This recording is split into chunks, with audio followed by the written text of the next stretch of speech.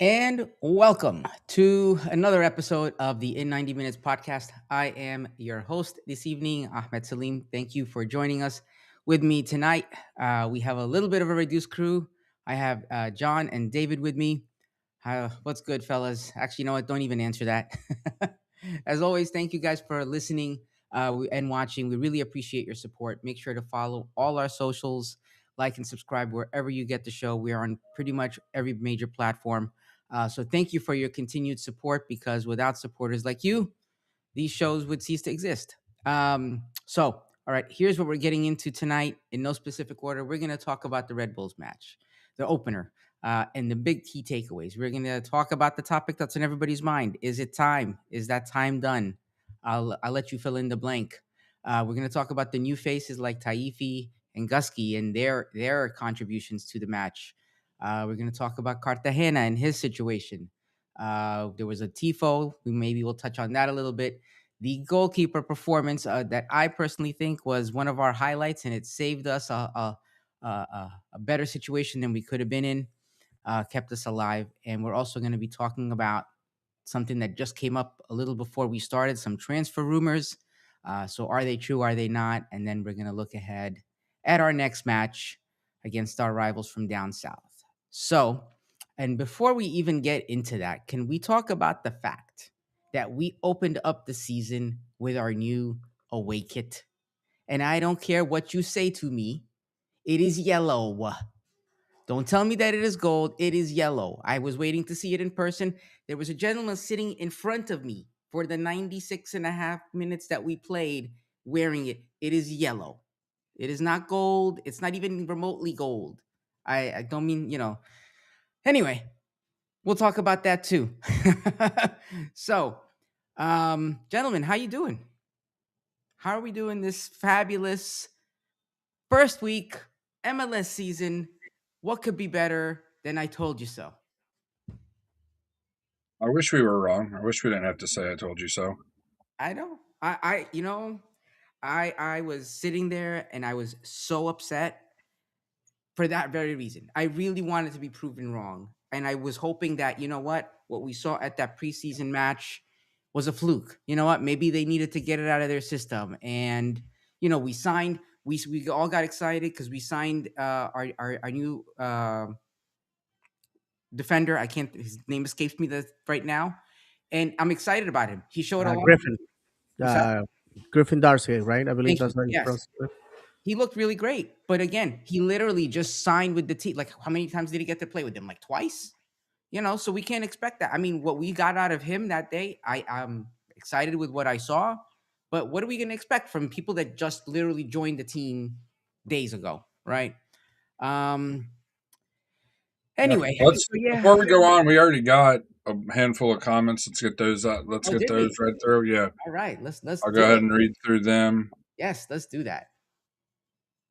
CP Smay, I'm assuming that's how you pronounce it.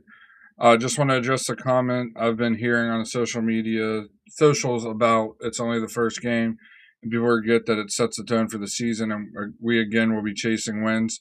No protagonist. He continues. Players as talented as they are need a coach that inspires them to perform. Our players honestly haven't been inspired since Inchy. And he concludes our tactics are outdated and very predictable. Then Jonathan Ridner, our friend Johnny Ruckus. Boys, let's be honest. Not a great showcase against the Red Bulls. We need to figure this out quick. Thoughts on the Frenchman coming over? His age is a factor, but he has gas still in him. And then Clink TY says, good to see y'all again for another season. Rough start. Yeah, absolutely. I mean, that opener, I mean, we're not going to beat it to death, but we're going to talk about it. I mean, we have to acknowledge that it was a mess, right? And in the famous words of Miguel Gallardo, If you pretend to be a championship caliber team, you have to win your games at home. and that's not what we did. And I swear that's one of those things that he said that is going to stick with me forever. You have to win the games at home. Not only did we not win it, and I've always said this, it's how we played against against, and I know we're going to bring this up, and I'm just going off on the tangent a little bit. Three players of what? Under 17 that were making their debut. So what does that look like for us? If I I mean, may. I heard things at that stadium on Saturday in front of me that I'll share with you all later to an extent that I haven't heard from fans in the stands. I was like, wow, people are really not happy about this. So I it made me feel kind of If I good. may, gentlemen. Yeah. First of all, I would like to thank all the fans, too many to number here, that are listeners of the show that came to say hello to me. Um, I sat next to a gentleman by the name of Nick, who recognized me and asked me if I was the E90 Minutes guy. So there you go, Nick. Shout out. Had a great time bouncing comments off of you. I don't know if the gentleman that was with you is a friend or a relative. Also, a great guy. I had a family from Argentina on summer vacation behind me. The fellow was very complimentary, and on his way out, said, "These players don't deserve this atmosphere. They don't deserve these fans. This rivals what Argentina offers in many ways." And basically, he was talking about the fact that Red Bulls and Orlando City fans can sit together. There's no violence. We lost the game the way we did. Nobody was burning the stadium down. So take that as you will. I ran to friends of always our friend David Hunt and Mark. Um, God, so many. So I don't wanna continue because I'm gonna leave people out. And if you saw me, you say hello to me. One of our listeners, I'm not gonna reveal where he works, but I ran into him at the hospital, and he said hello to me. Going into the game, it was a very electric atmosphere. Kudos to the team for giving away the little magnets with the schedule and sort of like a keepsake for the event, which is the home opener. That's it. Okay, that's it. Oh, by the way, great tea for all that. I was loving it until we started playing. We basically looked very disjointed. What we saw Saturday on the preseason game, basically transferred to last Saturday. By the way, for the people that are saying, "Oh, it's only one game," no, it isn't. If you go back to the last three games of the regular season last year, we lost all of them, not including the two League Cup games that we lost. The one against a very bad LA Galaxy and against Messi and company. You could argue that the game against Miami was something that definitely was in murky waters because of the decisions that took place that day. But at the same time, I count that as a loss. And I gotta be honest with you. I have we have said it here many times how much we like Oscar, how much he deserves our admiration, that he deserves a statue the day he leaves, all that. But I have to say that after 7 seasons, I'm ready for a new vision. I'm ready for a different type of gameplay. We lost, guys. We lost. This is how monumental this is. We lost to Michael Bradley on his debut as a manager, fielding seven, two, three 17-year-olds. Not because they are world beaters, but because there was injuries in that team. He put him in there. One of those 17-year-olds had a brace. Let me repeat that. A 17-year-old had a brace and embarrassed us on national television. Wasn't that his first official professional match? Absolutely. Those were his first goals as a Like, professional. can you imagine the I recognition he's can gonna get? because um, from where I was standing, I saw Michael Bradley on the touchline, screaming, telling players what to do, and our manager was sitting down with his staff, going over video on their tablets to try to figure out how to counter what was happening. I equate that to building an airplane as you're flying it, and I was very disappointed, very very disappointed. I want to conclude with this. In Latin culture, what starting your season with your away kit, it's a bad omen. Okay, it's a bad omen. I will say maybe in Europe as well, because several Europeans have expressed it's like, why are you starting with your away kit? I can understand if the kid is going away that you want to play one last time at the stadium so people can, can see it. My team Stevenage does that from time to time where they play with the outgoing away kid so people can see it at home, whatever, or the third kid. But those yellow shirts, because it's not gold, it's yellow. I mean, it's an interesting mix, yellow with the purple. But what we saw there was not conductive to tell me that we're in good hands. This reeks to 2018. We just did not look out there. We had a consolation goal, the goal that was disallowed, unfortunate, but it looks like indeed it was a handball. Yeah. To be honest, Duncan, I wish to God that that guy would have hit send rather than save, and we would have sold him to England. We would have made a boatload of money. Now I don't think anybody will offer more than $1 million for him, and definitely not. It's not that's not coming from Europe. He's in a funk, and he needs to get out of it. He was absolutely he was ineffective, and of course, a fat guy that needs a oxygen tank going into his car is telling you this. But he was ineffective, and our rested on a defender that had not played a single minute outside of practice that week. I mean, with the team, he just basically left Houston on a Sunday, I believe. He was here by Tuesday. Saturday, he's playing. I guarantee you that guy probably had to fly the next day to back to Houston to get the U-Haul, get things set up. And he would, if he would have scored that goal, probably the most impressive debut of any player because this man now I understand why the Houston fans were so deflated at this guy. Hmm. This guy had the charisma, the hype. Like our friend Eddie Cruz from Orlando Lions. Then he's one of the exciting whites. For those that also listen to that show, they will get the reference.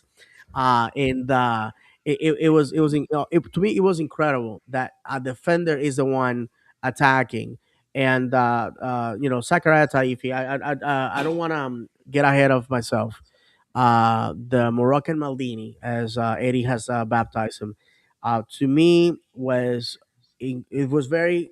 I was very happy because he's part of those OCB players that we were always talking about. And to be honest, Taifi was always thrown at the end after we were, throwing nothing but honey to other players, about other players, I should say. But to come out of the bench after an injury and to make an impact like that, to quote um, the great Miguel Gallardo, where he said, "You have to make the best out of the man that's given to you." So that's exactly what he did. And to be honest with you, I left as deflated as any of you guys. Second year in a row, we have never done this second year in a row where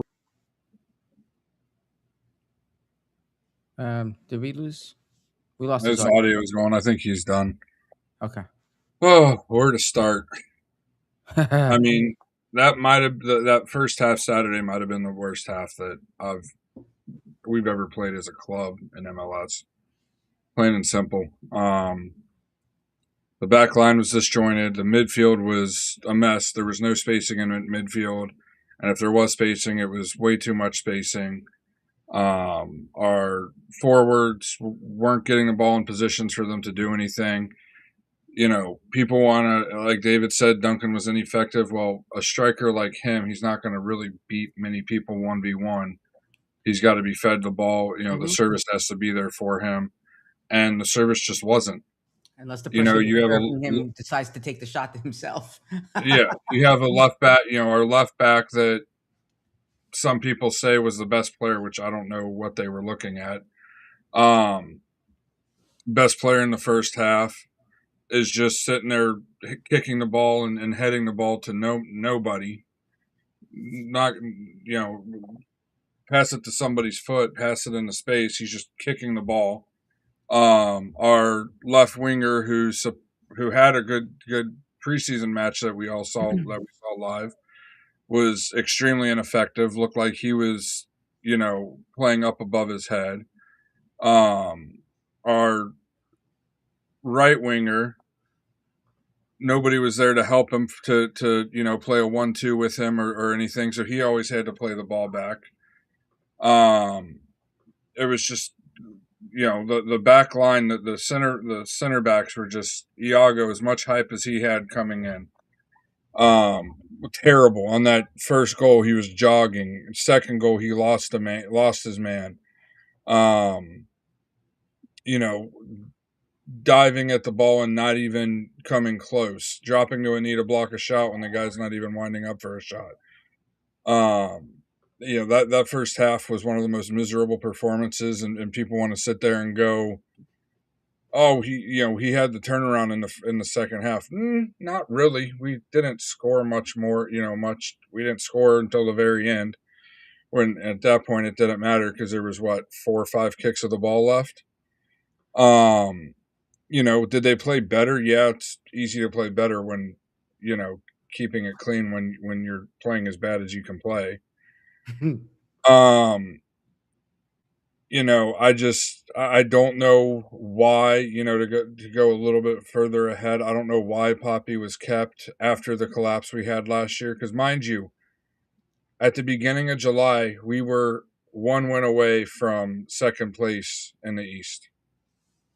1 win away, and we end up not even making the playoff, making a play-in game, and laying an egg there. And in the last month of the season, to me, any other club in this league, any other club in the sport, a manager has that month, and they're beginning, middle, end of the season, and they're gone. Yeah. And for whatever reason, he was brought back, and we see in a preseason match and in the home opener the same exact predictable, slow, boring, uninspired players that we've seen for 5 years now. Mm-hmm. And it's just, when is enough? Ricardo says playoffs are no longer the goal, that it's higher than that. Well, you're not going to make the playoffs when you have a coach that's predictable, that a first year coach can come in and make it look like he's coaching against a volunteer coach for U12 at the rec league down the road. We were absolutely played off the pitch in the first half, and there's no excuses for it. Absolutely no excuses why we were getting dominated 55-45. And watching the match, you would have thought it was even more than that, because New York, when they had possession, it's a novel idea for Poppy. Maybe he'll watch this, or somebody will send him this. But when you have possession on the other team's half, generally the game's going to go a little bit better. All of the possession was in our defensive half of the field, whether it was for New York or for us. There was no back and forth. There was no, it would be like we would get possession, we just kick it, hoping that one of our guys would get to it. And that's not the way the sport's supposed to be played. That's not the way the sport's supposed to be played at a high level. That's not the way it's supposed to be played at any level. Yeah, U10, when the kids are, you got the 1 or 2 players that are just a little more, athletic and a little more coordinated than the others, and they can outrun everybody. But, it brings back to the question I've asked the last, let's see, this is our 4th, 3rd, whatever. Every year that we've had this show, I've asked the question, what are we doing in preseason that this team cannot just come out of the gate swinging? New York can do it. New York can do it with three 17-year-olds. We've got all these players, decorated players coming in on U22s. We've got DPs. We've got, our average age was I think our youngest starter outside of Iago, our youngest starter on Saturday was 24. I don't know. You know what? For me, I'm of the mindset where when everything is falling apart like that from the beginning, at that point, give everybody their chance. Like why did we wait? And this is kind of piggybacking off what you're saying, but why wait until like the night? I don't know when he subbed them in, Saifi and Gusky. He didn't even have a chance. I guarantee you, Gusky would not have gotten a minute had Cartagena been okay. 100%. Right? It's like, why? Especially if things are falling apart like this is your chance. for those people who were saying it's the first game, it doesn't matter, then throw the kitchen sink at it and see what happens. At this point, if everything is falling apart anyway, which if you don't think that was, I don't know what you consider falling apart. It's like throw it out there and see what sticks. I mean, literally, the people that scored probably would not have gotten a chance on that pitch if things were going. If we were getting if we were at a draw or something, they probably wouldn't have gotten time. No, Taifi would not at not all. have I gotten on there. completely agree. Dusty would not have gotten on there. Why not? This is what I'm always saying. We sign these people. They're talented. They don't get a second until we're short staffed, until we have people away on international breaks, and then we're hoping that they're going to be okay because it's like their second game playing for like 30 seconds. Yeah. Sorry.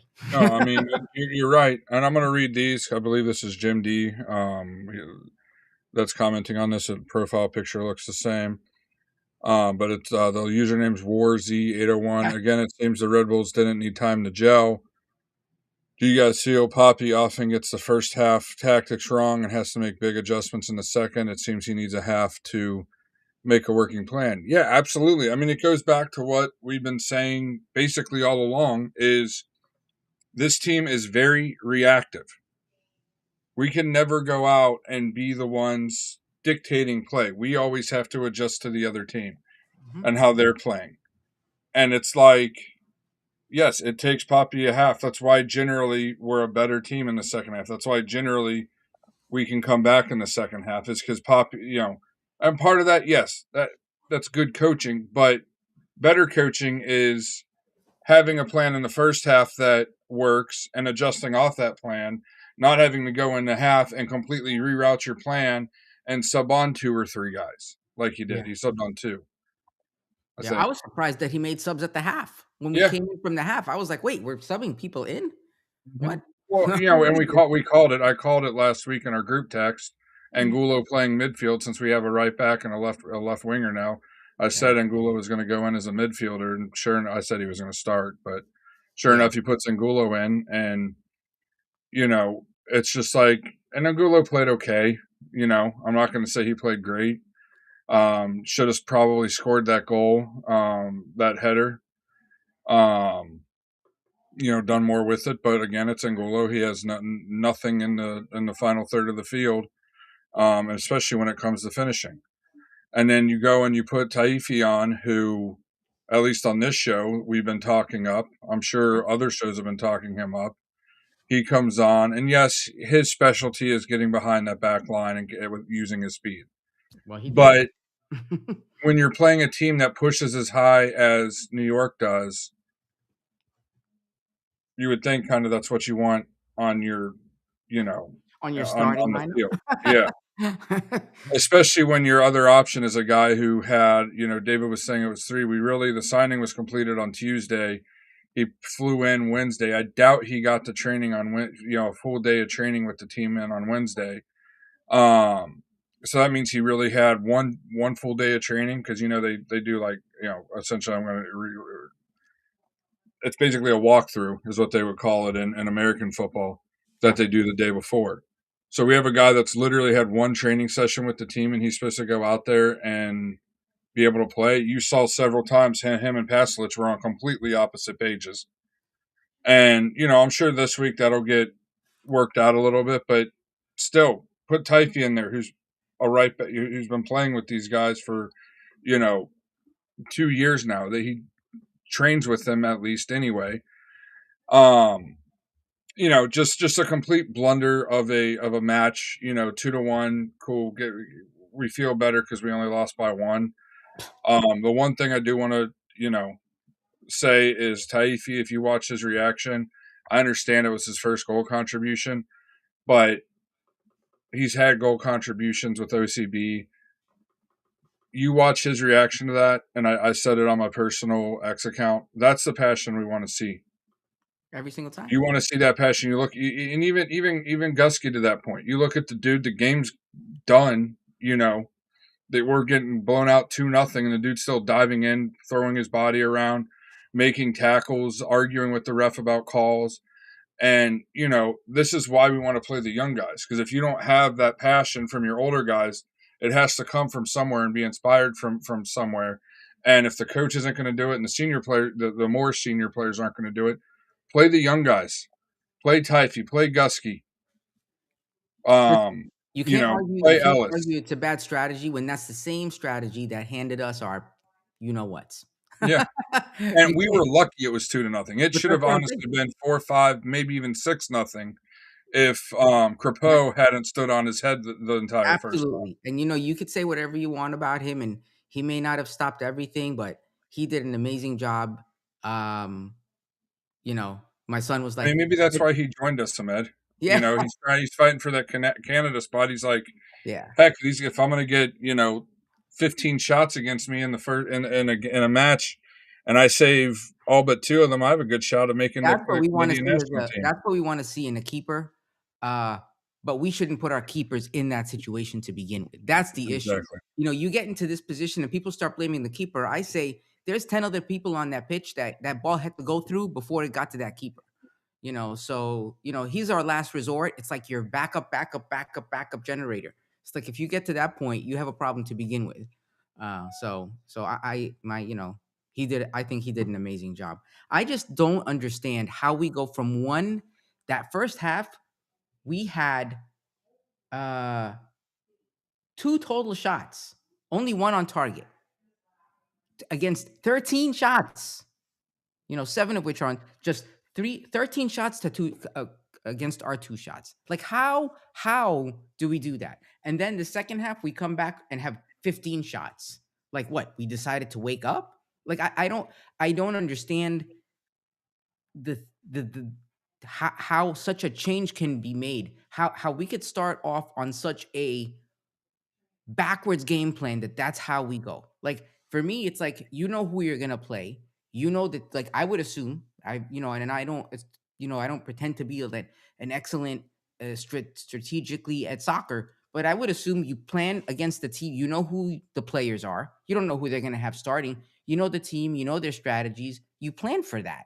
Like how does that happen? That's like it's sad. Like there's no other way to say it than it's a mismanagement of whether it be on the coaching staff or whoever. There's a mismanagement there to go from one extreme in the first half to one extreme in the second. Because guess what? It's the same team, right? So how do we go in with such a flawed strategy to start out a match like that? Our opening match at home.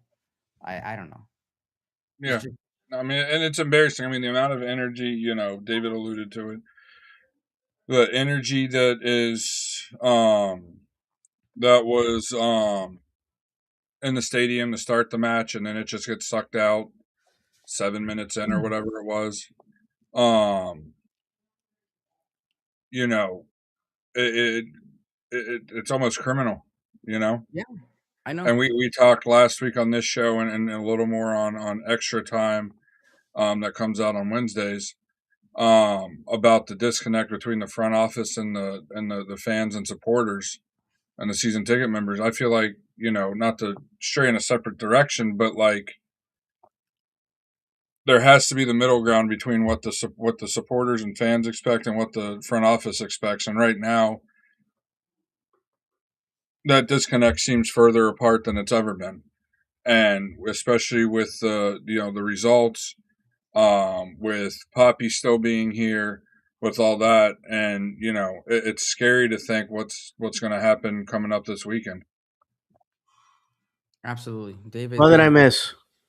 Oh, you missed everything, man. We left it all on you.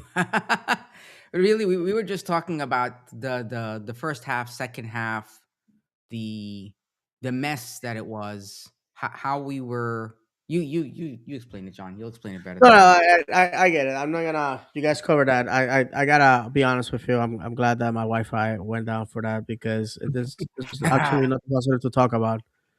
It was. I mean, the positives of the match, though, is the guys that made their debuts on our first team. First one is I want to go over is Nolan Miller came in for Iago. As a center back, if you're not noticed, that's the most important thing because you're probably doing your job. Came in, was solid, did a really good job. Obviously Tiago, and I couldn't find um, a graphic for him. But Tiago came in the to start the second half, did a very good job, and eventually walked away with the goal. Iago, nightmare of a debut for him, in my opinion. He, laid a dud with all, like I said earlier, with all the hype coming in. And you can kind of say the same for Brian Ojeda. Came in, you know, kind of highly touted MLS transfer. Comes in and especially in the first half, doesn't look like he knows where he's supposed to be on the pitch. Just really, not a good first half from him. Um, and I believe that was all of the debuts that we had for that. We had a bunch, man. Yeah. But I want to really highlight the our two academy products that went on there. Went out on the field. Colin Gusky kind of by default. I was actually surprised they brought Gusky out there. I thought it was going to be Tuesta. But very pleased in the moment, was pleased, and after the fact was pleased. I thought Colin looked the part, looked like he belonged there. Did really well, showed the intensity you want to see from a young guy coming on. Didn't back down from challenges. Basically what we've said on the show for a while, we know, guys like him and Taifi can come in and perform. And then Zachariah Taifi came on, didn't get much time, but made the most of his time, was always poaching that run on the right side. Finally somebody found him, and more than his one touch pass was, and I brought it up a minute ago, was his celebration. I mean, the dude, you would have thought the dude just assisted a World Cup winner, the way he reacted. It's his first MLS goal contribution, like the graphic says there. But still, just the passion and the pride to play for the badge that you want to see from somebody, the way he reacted, the way he went out there and really did what he had to do to try to get the team back into the match. In my opinion, Gusky, no matter who's healthy and who's not, deserves the nod on Saturday. And you know, Taifi, again, why not? You got a guy that has only been with the team a little bit, and he, we look sluggish in that first half. Maybe give him his first MLS start, and he'll give us. If honestly, if you're not fired up for our next match, you need help. But our two young guys have played against Miami their entire lives, know what this derby means to the fans, and because they've lived it as fans, for the last 5 years, for the better part of 5 years, since 6 years since Miami became a club, they were those fans in the stands while they were coming up through the academy. So to really, I really think that those guys need to be looked at a little further. We all know Poppy, as much as everybody wants to say Poppy isn't afraid to give kids a look. Tell me the last time he truly gave kids a look since he's been coaching us. That's very true. I mean, to me, it seems like academy products, they're a victim of the circumstances, like in Gusky's case, or it's one of those, like, Flotsam and Jetsam. That's a nautical term. Like basically throws things over the side to stay afloat, and that's basically when Taifi comes in. I'm very very pleased for him. His mom has been one of the biggest supporters of obviously her son. She was one of the first ones to like reach out to podcasts to get people to come to OCB games. A few years back, and I believe John, you and I went to one of those. And you know, to me, I know that she's pleased. I saw it on social media. Her son is a very talented player and deserves more minutes rather than throw him to the wolves on a losing effort. We already saw the reason why, in my opinion. he's not destined for MLS. He's destined for bigger things. So and so it was nice to at least get that consolation prize, if you will. We have some comments that I would like to go over, guys, before I uh, continue yapping here. Okay, this is from well, you keep changing names, brother. What's going on? All right. So this is Lago at WarZ A01. I don't know if you're hiding from the cops, man. So I'm just gonna read it out. I already called him out, David. We know who you I are. already called him out. All right. Go ahead, Brad. Iago to me looked very slow and a step behind everything. Hopefully he's adjusting to the league. He looks like a beast, just not a quick one. Good one, Jim. And it's what? Almost 3 a.m. there now? Jake, go to bed, brother. Yeah. Or are you Jordy early Lion, day good from morning, our guys. friend from Newcastle? Yeah. The Jordy Lion, good morning, guys. Saturday was atrocious. Hopefully things will get better this week. And then I think he means Taifi. Taifi, Play Taifi at left back instead of Marin. He's horrendous. Yep. Why not give that a look? That's a good thing. Try him out at left back. I said on X, I think, and I'll explain it on here. I didn't really get into it on X. I think he has a higher ceiling than Alex Freeman. When you have somebody, Alex Freeman is a physical specimen. He's tall, he's strong, he's fast. He checks every box with the physicality thing. He's a football player playing soccer for that's the only time Yeah, you'll hear him say he's, soccer. he's the product of his parents being two world class athletes, and that's what happens. I'm not saying Taifi isn't athletic, and that's not discounting any athletic accomplishments his parents have had.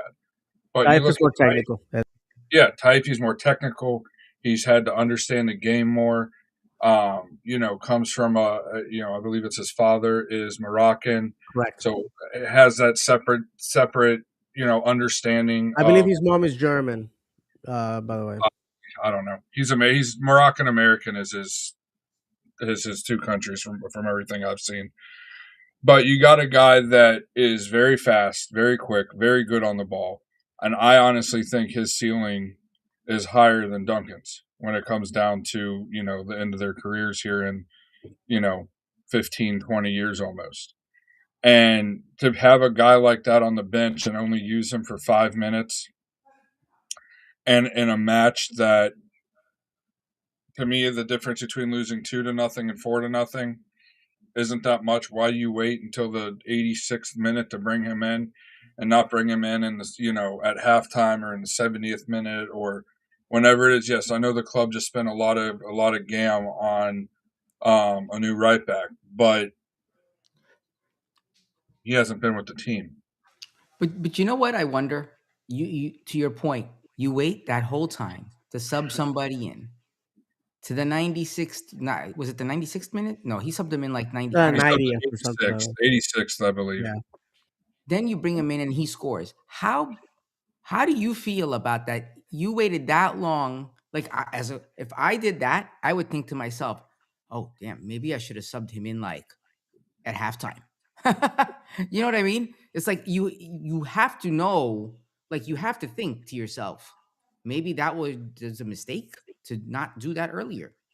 Like how? Like I would just love to be inside that brain and thinking, what do I do differently next time? You know what I think is going to happen differently next time? Mhm.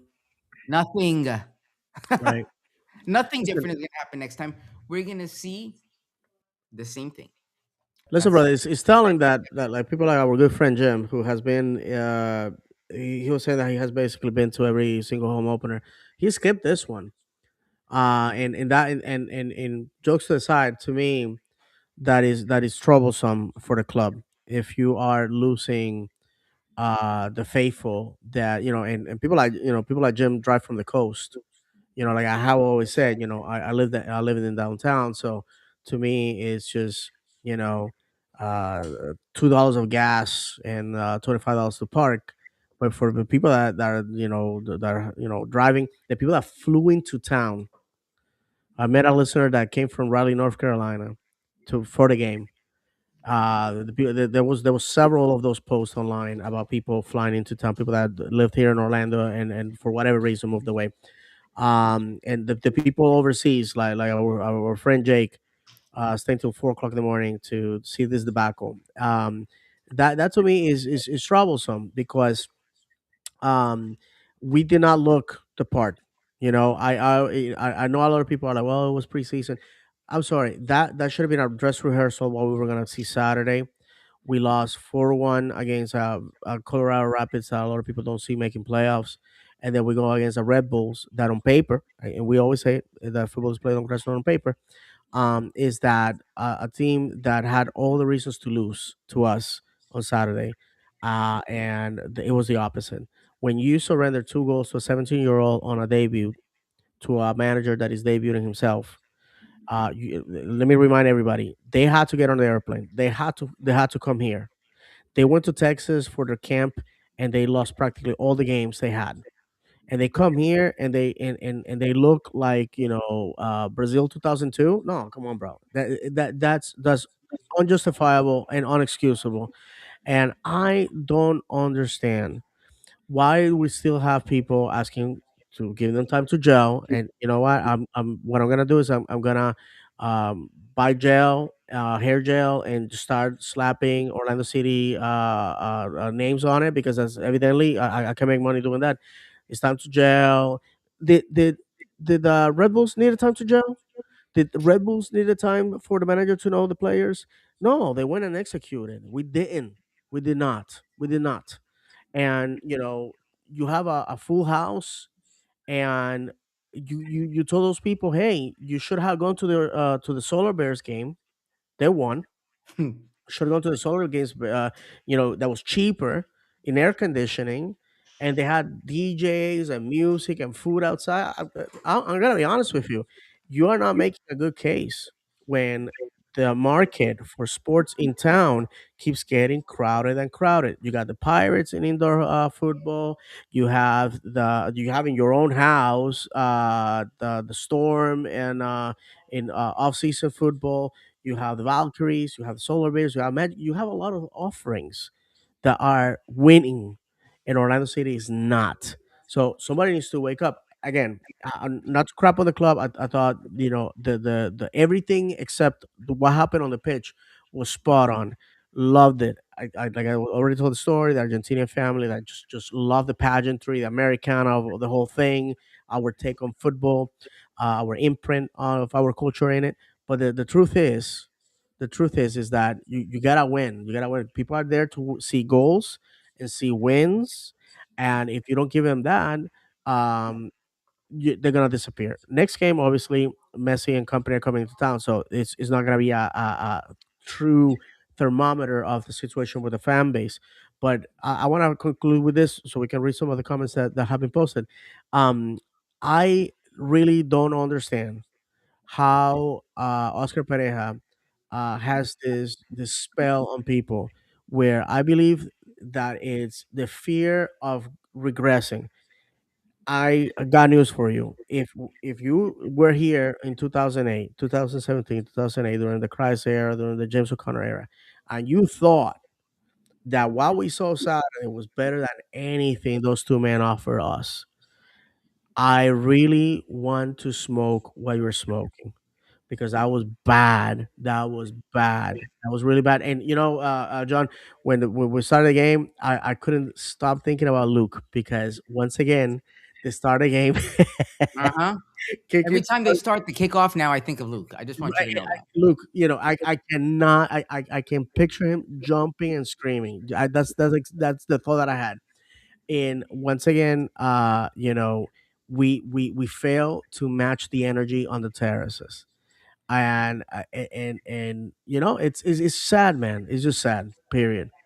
Definitely. Let's get to these comments. They're starting to stack up, mainly from the Geordie Lion, but he brings up two very good points. One, and then another one that kind of I feel a lot of people share the sentiment. He said, Marin belongs on the roster of a USL club at best. Marin is a big issue. Absolutely agree. Big up to Tiago for tracking back 80 yards in his first play. I actually forgot about that. I noticed that. At the beginning of the second half, the dude he tracked way back, all the way over to the right side, opposite side of what he was playing, and made a tackle to stop a New York attack. And then he said the last first half was probably the worst I've seen in about 8 or 9 years. He continues. I know they have a new kit to sell, but playing in anything but purple feels disgraceful. I agree. Purple or purple or white. It's those new kits. I'm not. All jokes aside, with the Treasure Coast and everything, they're a disgrace. I'm gonna end up buying one just because I'm a sucker for that. You The know, only way I will buy one is if we lift a trophy with it. from your lips to God's ears, brother. Can you So that gives imagine? us what, 2 years, 2 seasons. Wow. Uh, you know, it's just frustrating because we as fans, as supporters, you know, we have expectations.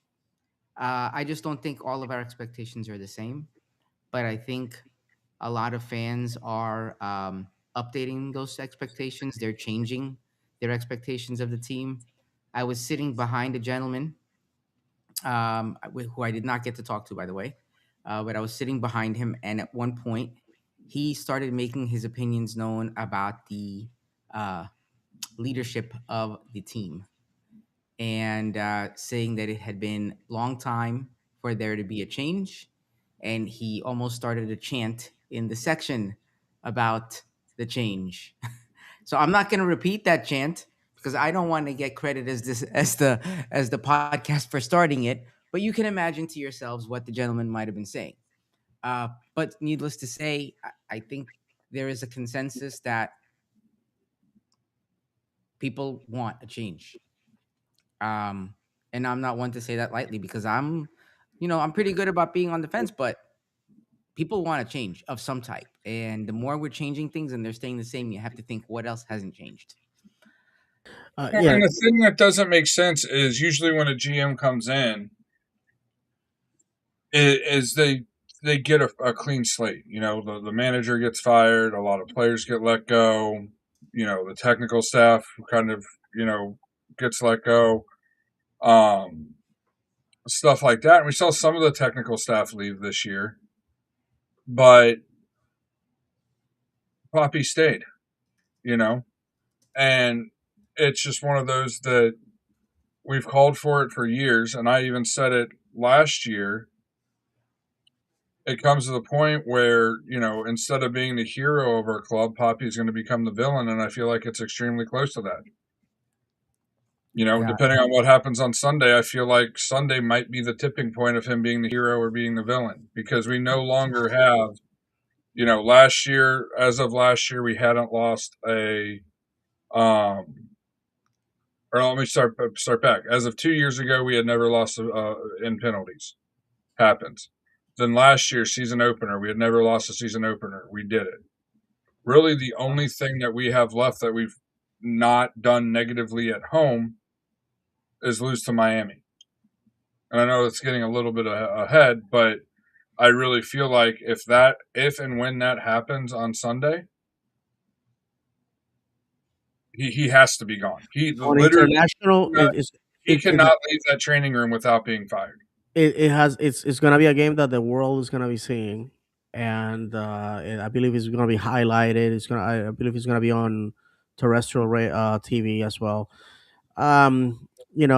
Like we have said it many times, we are in need of a different vision, and that doesn't mean that Oscar is a bad person. And I'm so sad that we have to preface these comments by saying that we're not attacking the person, because in the past people have taken it as us advocating. The picture they make is like Oscar in the streets with all his belongings, or holding a sign, home homeless.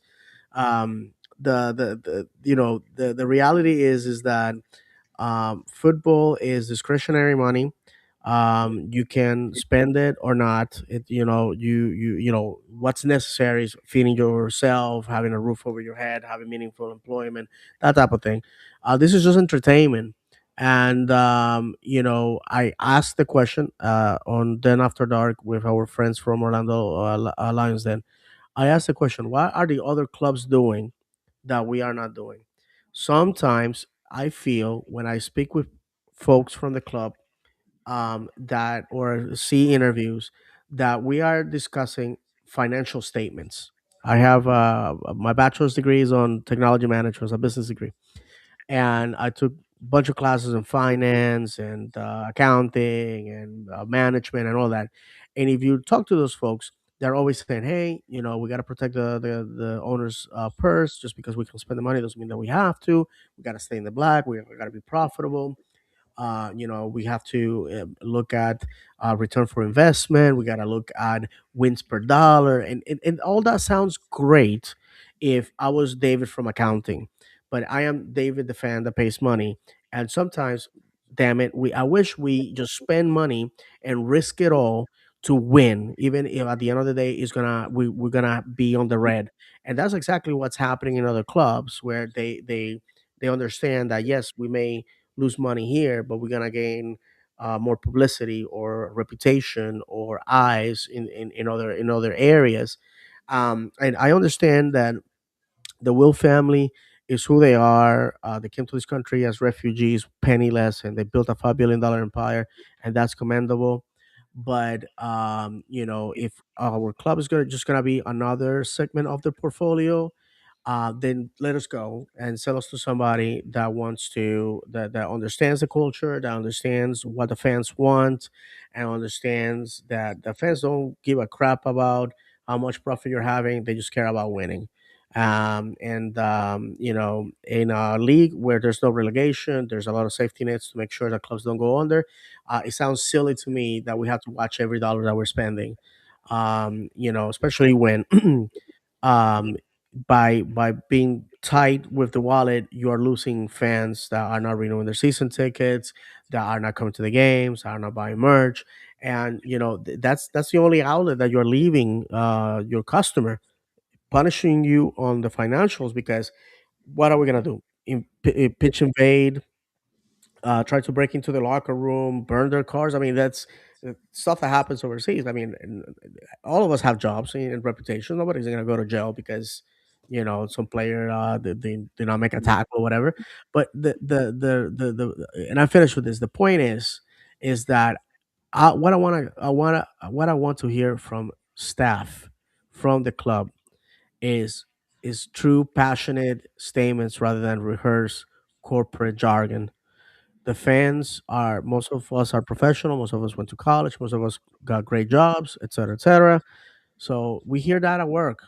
When we go to the stadium, we want to hear people that are just going to look us in the face and speak the truth. Listen, we're not going to spend the money because whatever, rather than make us believe that this is the way it is when we see other clubs spending money like a drunk sailor with a brand new credit card at a strip joint. So, and as a former drunk sailor with a brand new credit card at a strip joint, I can attest this crap. Oh man. Let's finish off these couple comments and then we'll move on because we're time's flying Yes. by now. Yes. That's what happens when you have Jordy too many. Lyon says start Miller on Sunday. He was great. Uh, Continues. I believe this was about Poppy. Let's be real. From when he came in, he definitely sturdied the ship. But sometimes you have to let go of the ones you love for better opportunities. True words. Um, yeah. Okay. So where do we go from here? Um, on the bright side, there have been some rumors, and they are We're rumors. cooking. They're rumors at this point, right? I personally think that I will be excited when I see everything unfold and I see people on the pitch that change the game for us. And I'm not downplaying any about what we're about to talk about, but we've all seen players come here who we've expected to make a huge impact, and that not necessarily happen. I am not saying that that is the case in this rumored transfer, but the environment has a big part to do with it, right? So um, obviously, we're talking about the rumor of Antoine Griezmann coming to Orlando. I was at my son's soccer practice this afternoon, told him this, and his jaw almost dropped. He's like, are you serious?" And he went on his phone. He was like, "Oh my God, it's gonna happen," because he has like 30 Instagram accounts that he follows, and he's like, "This is gonna happen." I'm like, "Don't get too excited yet." I'm like, "We don't know." But and I don't want to jump ahead because I know there's a lot that we're going to talk about, but this seems like it's been something that's been in the talks for a little bit. So if this were to happen, would it be a major signing for us? I think so. Could it be the type of signing that we've all been saying we need? Somebody who is seasoned, that can bring the team together, that can lead the team? Absolutely, right? So some a bright line on the horizon, and it's not the train coming at us in the tunnel. So, gentlemen, what are your thoughts on this potential rumored transfer, and it's the timing of the announcement as well? All right, if I may, some important information about World Cup winner Antoine Griezmann, 34 years old, born in Macon, France. Hopefully, I'm saying that correctly. 5'9" forward, number 7 with Atletico Madrid. A man that has played his senior career in Spanish football with Real Sociedad, Atletico Madrid, Barcelona, and went on loan to Atletico Madrid again. Re-signed by Atletico Madrid. Been with France, U19s, U20s, U21, and has 137 caps and 44 goals with with the first team between the years 2014 and 2024. He is of German ancestry. Obviously, by his last name, you can figure that out. And his mom is Portuguese. So this is a man that doesn't need any introductions to those that know world football. Um, uh, I gotta be honest with you. The age to some people may be a problem, but the reality is that Kaká and Nani came here at similar ages with worse clubs, with worse teams, I should say. And I think that that's exactly what we need. The rumor is out there, and immediately I saw probably 50, 60 accounts within the first minute announcing that it's you need to make a splash. I spoke with several people. We have said on the show that we are missing that Nani, that Kaka that we had that we had in the past. And a player like this, of this caliber, on a 3-year contract, has a lot to offer us. And if Griezmann comes here, he doesn't have to be the guy. He doesn't have to be the guy. We have other people that can play the part, that can be a support. He doesn't have to score all the goals. So to me, if this happens, it's going to put us on the map. Is the type of thing that energizes everybody. But I have to say this: do you bring a player of this caliber and you continue to have Oscar as manager? That's the biggest question that I ask everyone at the club and everybody in the fan base. Do you think that Oscar has what it takes to take us forward? And I finish with this. One of the things that I was talking to a friend of mine was the fact that when Oscar came in, because this is a fear of a lot of people. Oh well, what if we digress? I just don't see how we can do worse. But when Oscar came in, he was beating managers that are no longer in the league. He was beating players that are no longer in the league. We stay the same. Our competition improves.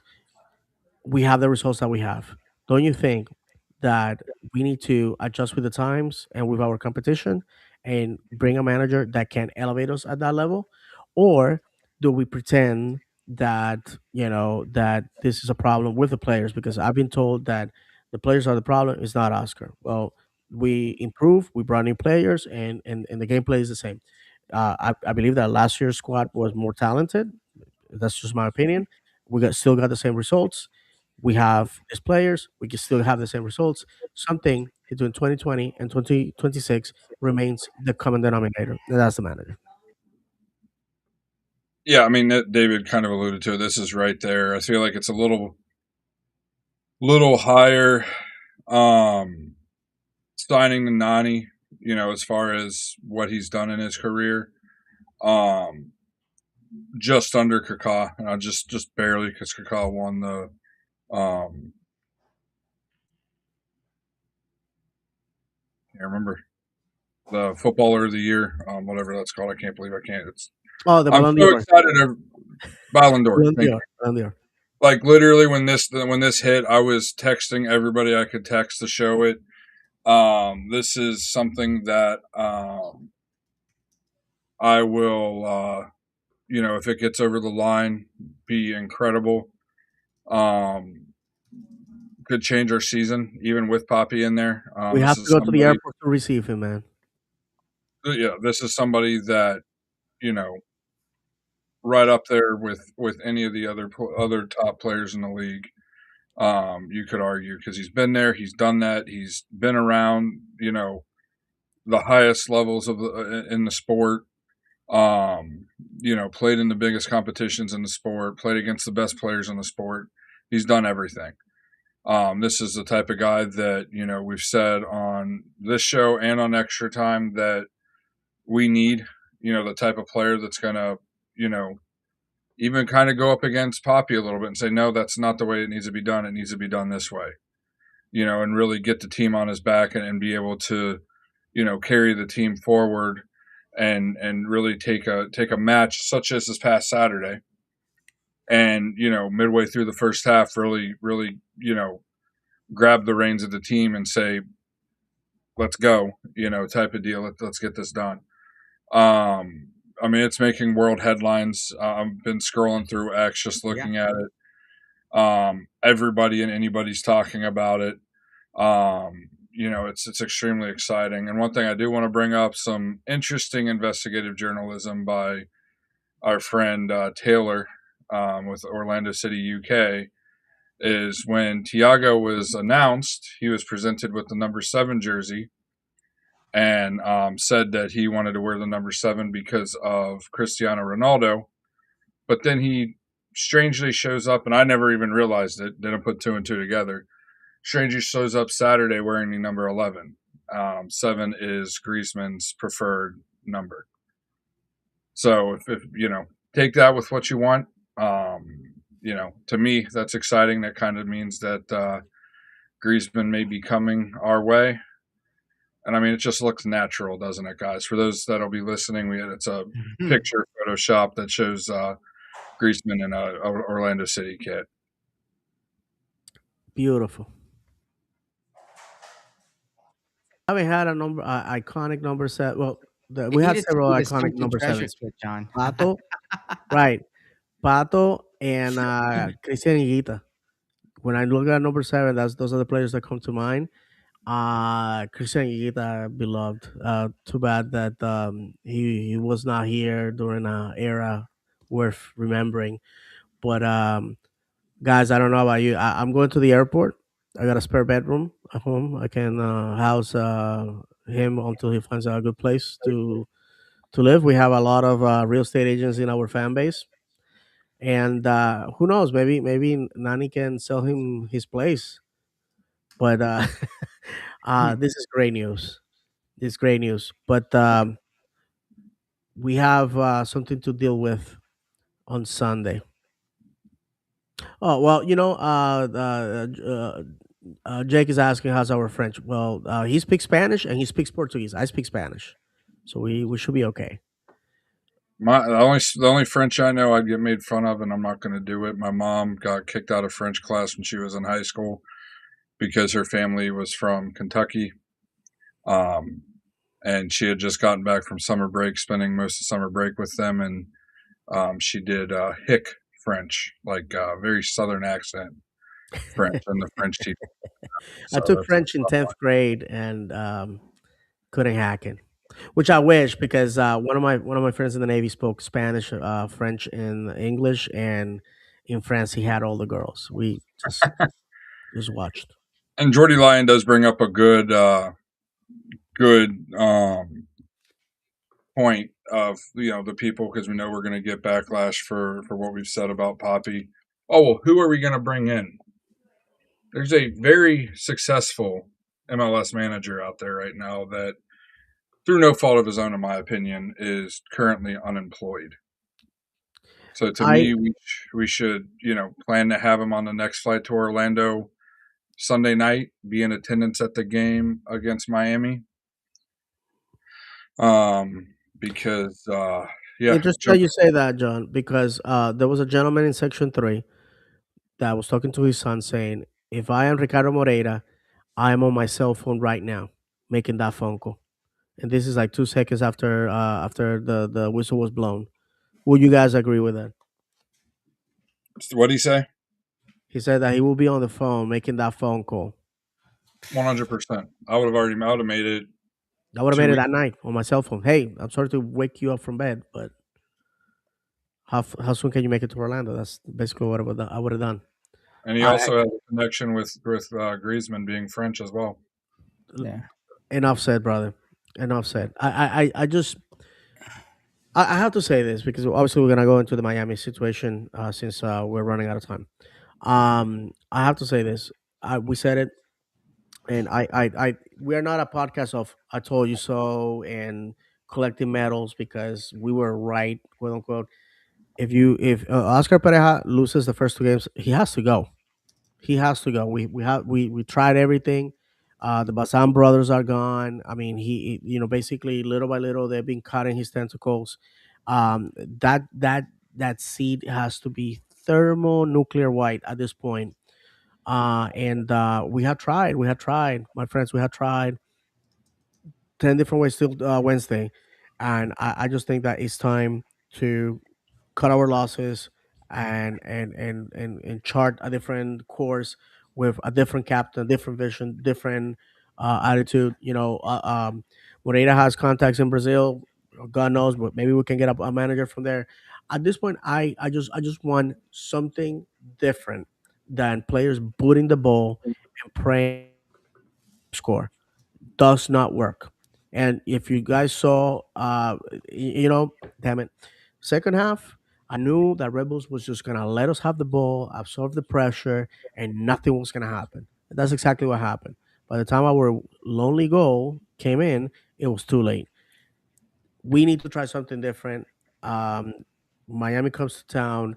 I know they lost 3-0 against LAFC, but say that tire legs, whatever. Which, by the way, they are playing a friendly, I believe, this Thursday in Bayamon, Puerto Rico, my hometown. Which I don't understand why they're doing it, but I guess they collected so much money and they were about to be sued. They have to go and take Messi to play maybe 10 minutes, so people can justify paying $450 to go see him play in a baseball field in the heat of the Caribbean. But guys, what do you think? What are your expectations here going into the Florida Derby?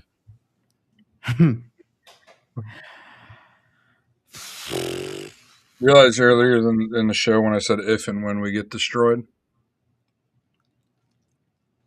because I think it's going to be a bloodbath, not in the way we hope it would be.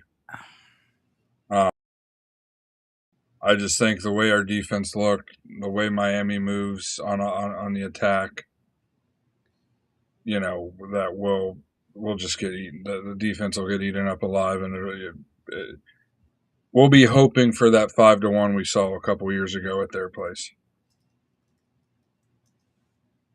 It,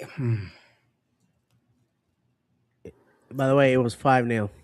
or 5-0, whatever it was. I thought we got one back. I don't even know what I would honestly, to have that happen away was bad enough. To have that happen at home as our second match after what just happened, it would have to be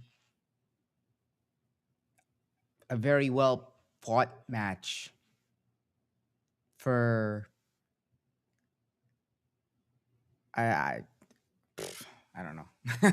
They thought the boos were allowed at halftime, and they were losing 2-0 against a team it's just another Eastern Conference Because opponent. this is personal. Like that's what this is. This is more personal than it is about soccer. This is just, oh, man. And I don't know how bad it's gonna be on a Sunday, but if Miami And you know what? brings I hope I'm wrong. I hope I'm wrong, and I know everybody here on the show hopes they're wrong. I hope we make a turnaround and we blow them out of the water. But if you think that's going to happen, based on what we've seen in these last two matches, I would be ecstatic if we were able to walk away with a draw. If we walked away with a draw, I'd a walk nil-nil draw around is what we need like right we now. like we pummeled them into the ground. And that's regardless of who shows up, because we know who's probably not going to show up some way, shape, or form. But if that person does happen to show up, that would be the icing on the cake. If we were to walk away with a draw, we should walk out with our heads held high based on just how we were playing so far.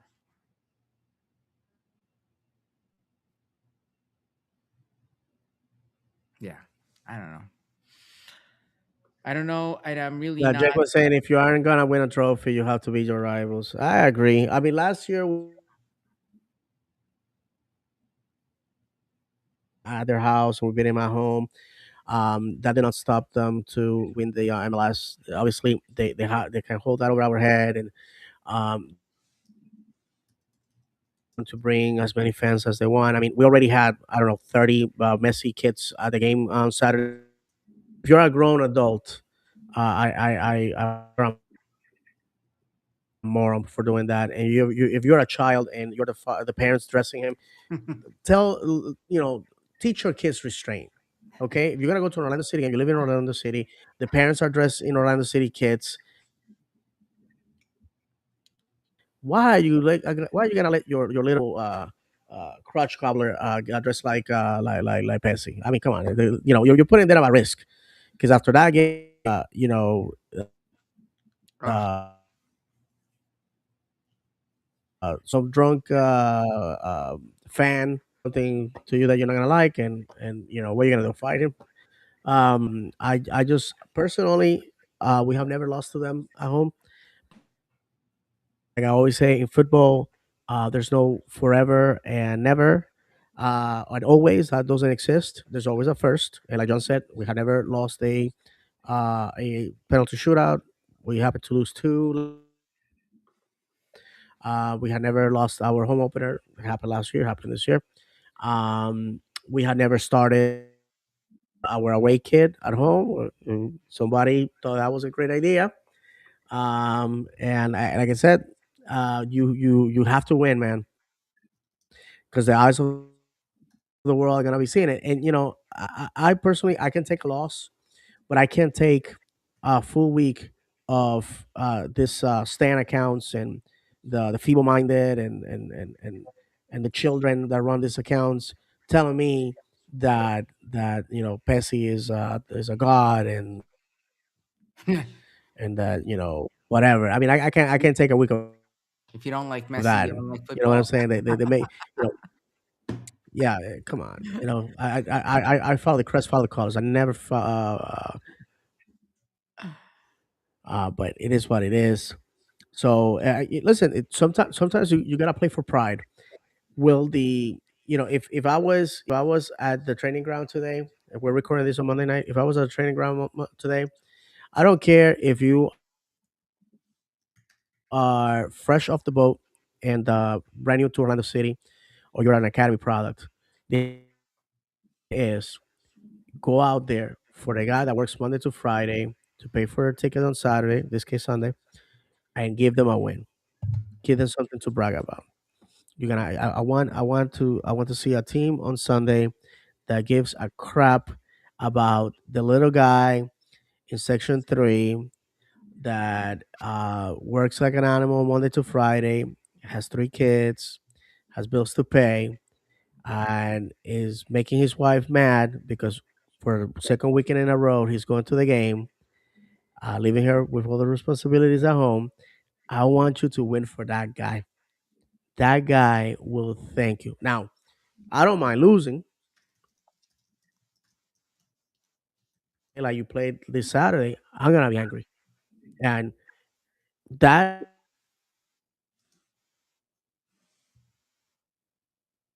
is gonna make my decision. Oh, David, your audio is going in and out, so I'll just pick it up. Thank you, brother. Um, yeah, if we come out this week against Miami like we looked against Red Bulls, it will be 4-5-0. Just their attack's too strong. They're not starting several 17-year-olds, in their attack. I mean, they made Cade Cowell look like, trying to think of a prime right, high level right winger, but made him look like he was, should be up for almost MLS MVP the way he was tearing up our left back.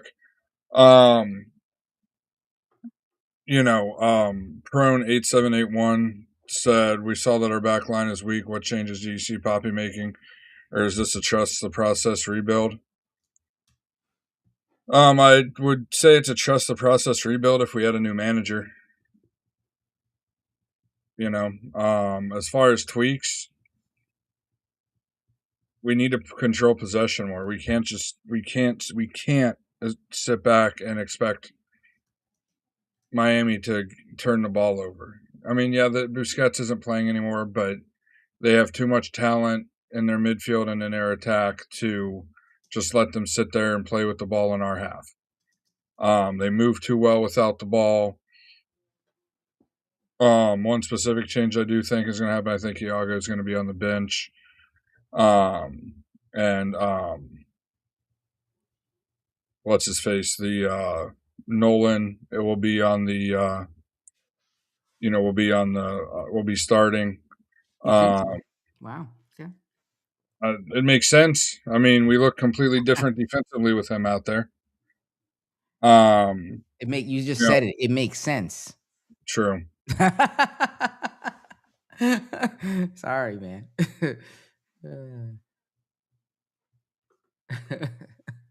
So So I the mean, way our roster is configured, who do you sit from the starters of last Saturday? Iago, Cartagena is probably going to be out. I would imagine. Gusky will play. I hope. Um, I think. Um,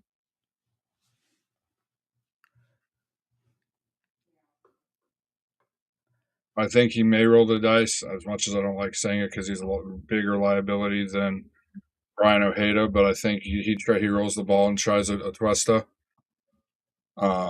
because of how good he is with the ball on his foot. Um, attacking wise, I think as bad as Spicer was, I think you almost have to try Iago up there on the left. You're not going to replace. Um,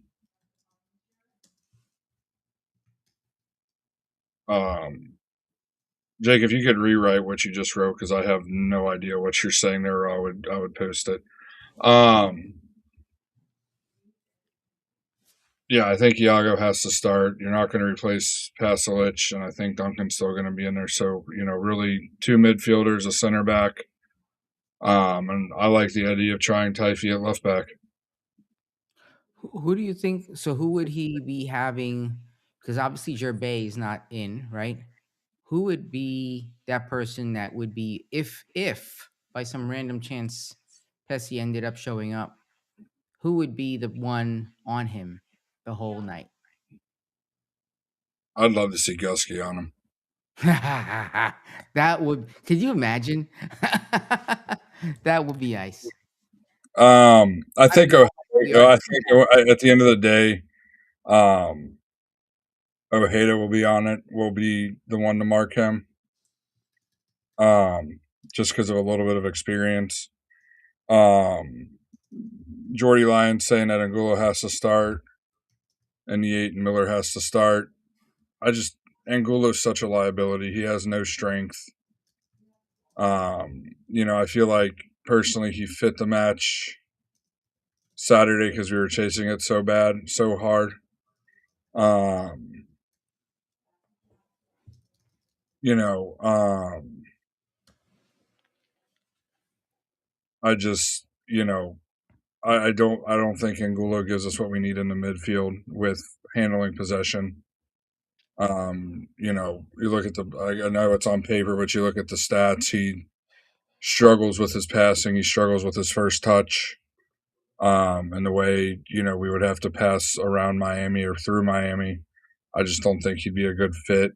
He did well causing chaos in the middle for us. I'm just sold out um, on him at the moment on Angulo until he shows me something else. I just think defensively, with Poppy wanting to play the twin sixes, that he's just too much of a liability for us right now, being Angulo.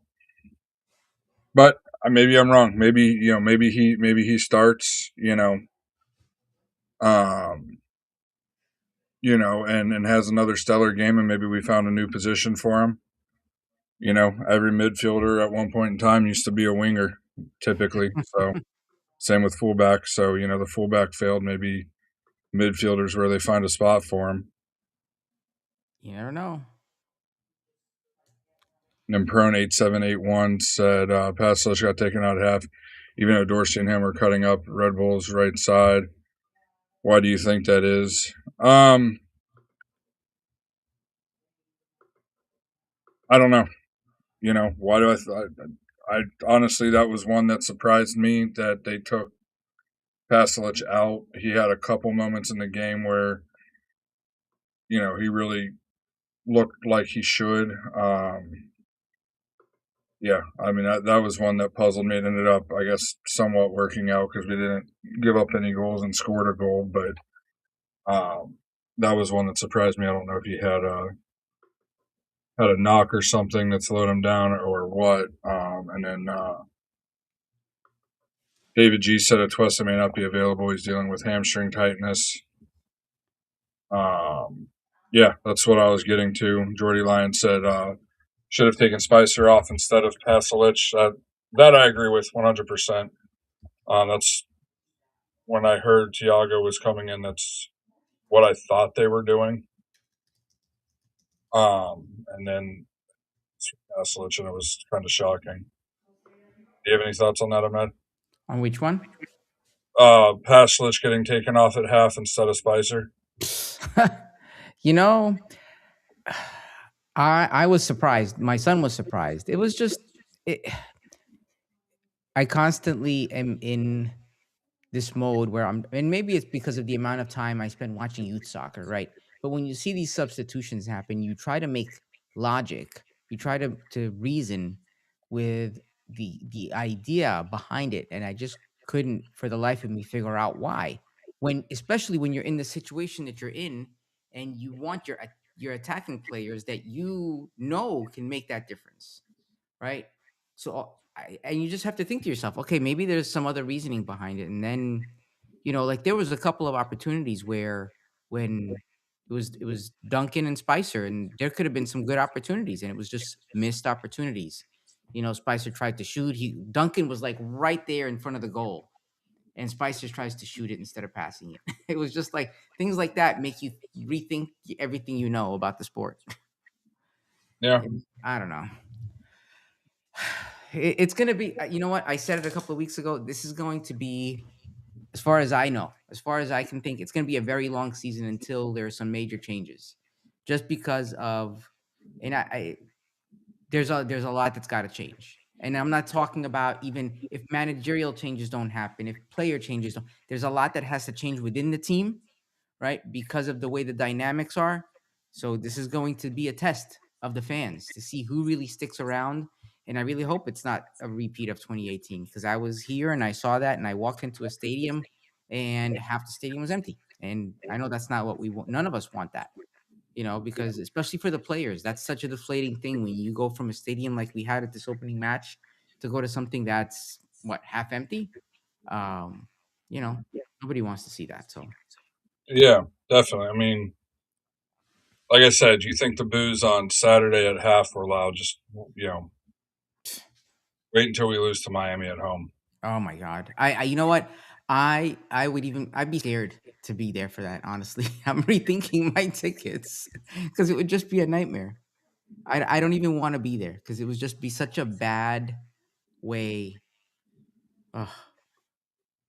It's Yeah, bad when it's a draw. It's bad when it's like an unnecessary draw. I can't even imagine a loss at home like that to them. It's just not going to be pretty at all. definitely. Yeah, and for those of you watching, listening, David's having internet issues right now. So I think he's gonna call it for the week and join us next week. And we're wrapping up here. I mean, I think if we're able with the Miami match, if we're able to maintain some sort of possession, positive possession in their half, throughout the match, I think we have a chance to end with a draw or a win.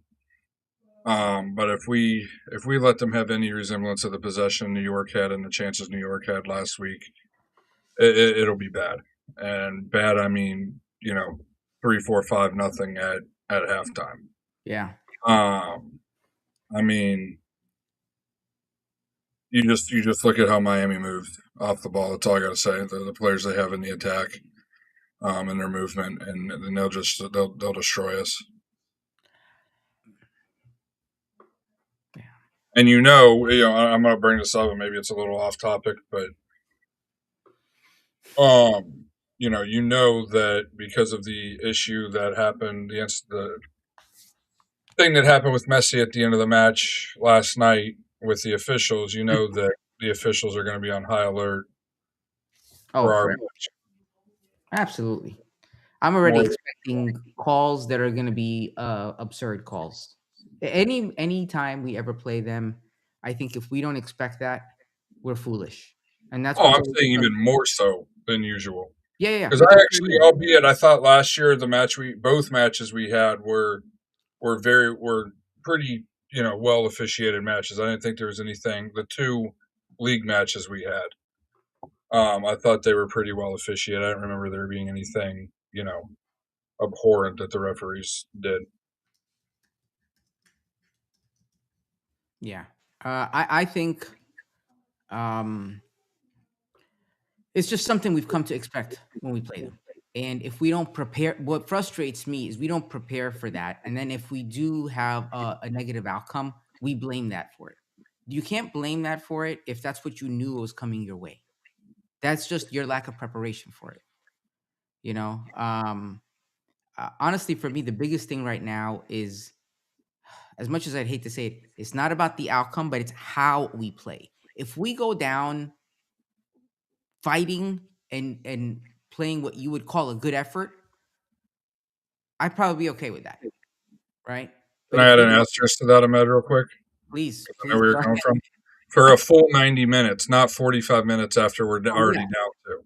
yes, yes. I'm talking about the whole time we're playing. If we go down fighting a match that you could say we played well and they outplayed us and we did the best that we could, and everybody we didn't look like we were clueless, then yeah, then I'm okay with that. But as hard as it is for me to say, based on what we're seeing, that's not what's going to happen. I want to be wrong.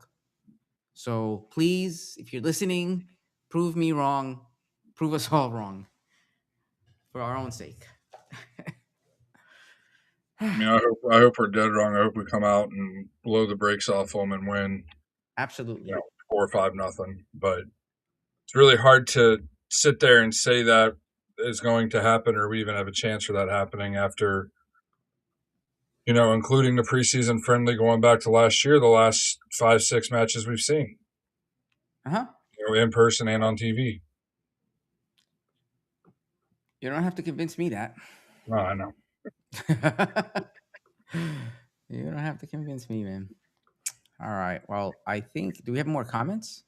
Oh, I think no, I think that's it. okay. All right. Anything else we want to add, or should we wrap it up? Just win, please. Yes. Just win. Just win. And if you don't, play well. At least play well. Play better. Okay. Let me get ready to wrap it up here. All right, ladies and gentlemen, thank you so much for staying with us for the whole 90 minutes. Thank you for always supporting the show, for supporting the team.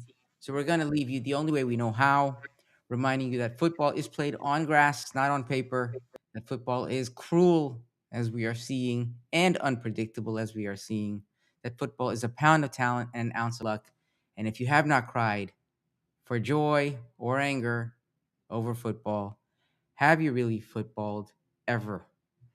For John, David, Misael, Luke, and myself, may God bless you. And as always, vamos, Orlando!